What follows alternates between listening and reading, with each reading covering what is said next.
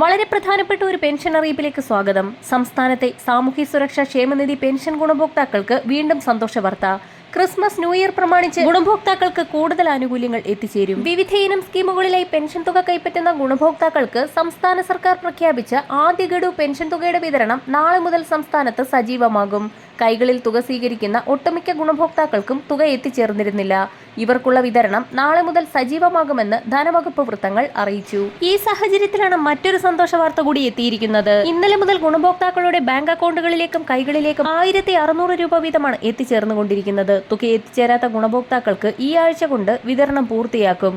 വിവിധ സ്കീമുകളിലായി പെൻഷൻ തുക കൈപ്പറ്റുന്ന 27 ലക്ഷത്തോളം വരുന്ന ബാങ്ക് അക്കൗണ്ടുകളിൽ തുക സ്വീകരിക്കുന്ന ഗുണഭോക്താക്കളിൽ 200 മുതൽ 500 രൂപ വരെയുള്ള കേന്ദ്രവിഹിതം മുടങ്ങിയിട്ടുള്ള ഗുണഭോക്താക്കൾക്കും തുക എത്തിച്ചേരും.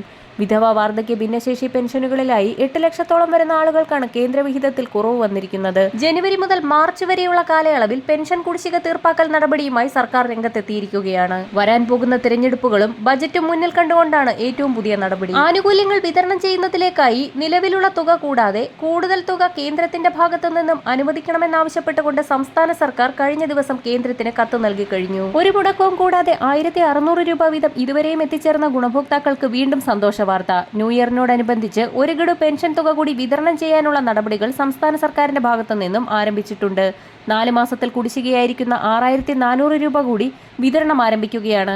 ഈ സാഹചര്യത്തിൽ സാമൂഹ്യ സുരക്ഷാ പെൻഷനുകളുടെ അർഹതാ വിതരണ നടപടിക്രമങ്ങൾ എന്നിവ ക്രോഡീകരിച്ച് പുതിയൊരു ഉത്തരവ് പുറത്തിറക്കിയിട്ടുണ്ട്. വാർഡ് തല പരിശോധനകളുടെ ഭാഗമായി തയ്യാറാക്കപ്പെട്ട ഏറ്റവും പുതിയ വിതരണ ലിസ്റ്റിന്റെ അടിസ്ഥാനത്തിലാവും ഇനി പെൻഷൻ തുകയുടെ വിതരണം. പെൻഷൻ അർഹതപ്പെട്ടവർക്ക് മാത്രം വിതരണം ചെയ്യുന്നതിന്റെ ഭാഗമായി സർക്കാർ ജോലിയിലിരിക്കുമ്പോഴും ക്ഷേമ പെൻഷൻ വാങ്ങിയ ആരോഗ്യവകുപ്പിലെ 373 ജീവനക്കാർക്കെതിരെ കൂടി വകുപ്പ് തല നടപടികൾക്ക് നിർദ്ദേശം നൽകി.